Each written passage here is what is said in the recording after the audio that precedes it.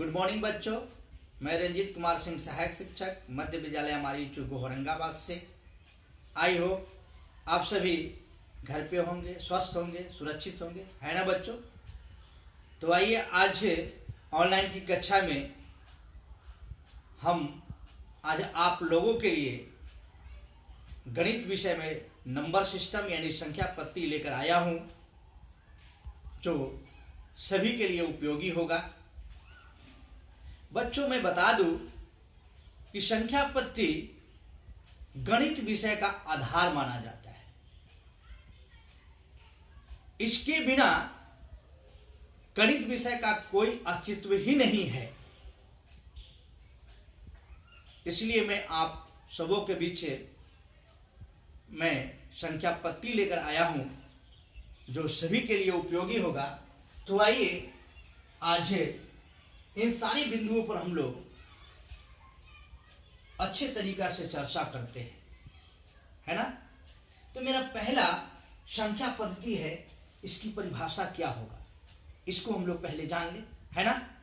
तो संख्या पद्धति वह पद्धति जिसमें विभिन्न संख्याओं तथा उनके गुणों का अध्ययन किया जाता है, संख्या पद्धति कहलाती है ना बच्चों। तो विशेष रूप से आज हम लोग चर्चा कर रहे हैं। तो अगला बिंदु क्या है, यहां पर अंक है, जिसको अंग्रेजी में हम लोग डिजिट कहते हैं। तो अंक ऐसे चिन्ह हैं जो संख्याओं के लिखने के काम आते हैं, है ना। जैसे में 0, 1, 2, 3, 4, 5, 6, 7, 8 और 9। बच्चों इनकी संख्या 10 होती है। यहां तक तो आप लोग समझ गए होंगे, है ना बच्चों। हम लोग आगे बढ़ते हैं। तो यहां पे अंक के बारे में हम लोग जानकारी लिया। अब अंक के दो प्रकार होते हैं, एक महत्वपूर्ण अंक और दूसरा जो हुआ अमहत्वपूर्ण अंक।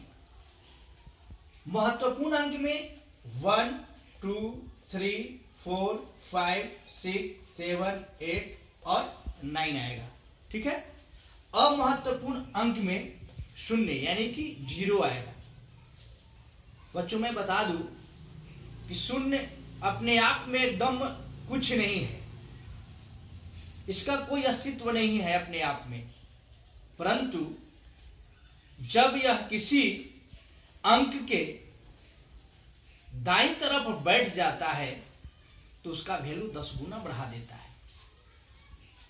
यदि यह किसी अंक के अगर बाईं तरफ होता है तो उसमें कोई फर्क नहीं पड़ता है, जो जितना अंक होगा उतना ही रह जाएगा, है ना। तो आइए अब हम लोग संख्या यानी कि नंबर के बारे में जानते हैं। तो जो 2 या 2 से अधिक अंकों से मिलकर बनती है संख्या कहलाती है। यानी कि यहां पे अंक मिलेगा 2 या 2 से अधिक तो वह फिर संख्या कहलाएगी। यानी कहने का मतलब है, जैसे में हम लोग लेते हैं, जैसे यहां पर देख रहे होंगे 10 लिखा हुआ है, तो यह एक संख्या है, एक नंबर है।